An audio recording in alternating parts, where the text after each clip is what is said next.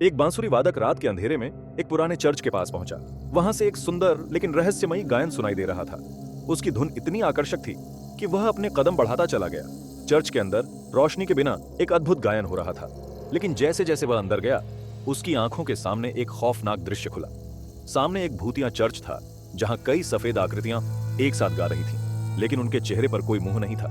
बस उनकी आंखों में एक डरावनी गहराई थी। संगीत और भी तेज हो गया, मानो वह उसे खींच रहा हो। वह सिहर उठा, लेकिन एक अजीब सी सम्मोहकता उसे रोकने नहीं दे रही थी। अचानक उस गायन में बदलाव आया।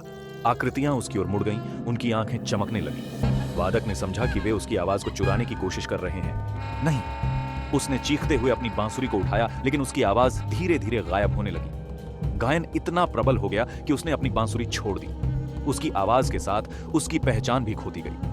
अंतिम क्षणों में उसने समझा कि वह अब हमेशा के लिए उन भूतिया आकृतियों का हिस्सा बन गया था। एक बांसुरी वादक की कहानी समाप्त हो गई, लेकिन उसकी खौफनाक धुन अब भी चर्च में गूंज रही थी, नए आगंतुकों की प्रतीक्षा में। अगर आप हमारी कहानियों का आनंद ले रहे हैं और भी डरावनी हॉरर कहानियां सुनना चाहते हैं, तो नीचे दिए गए सब्सक्राइब बटन को दबाना ना भूलें।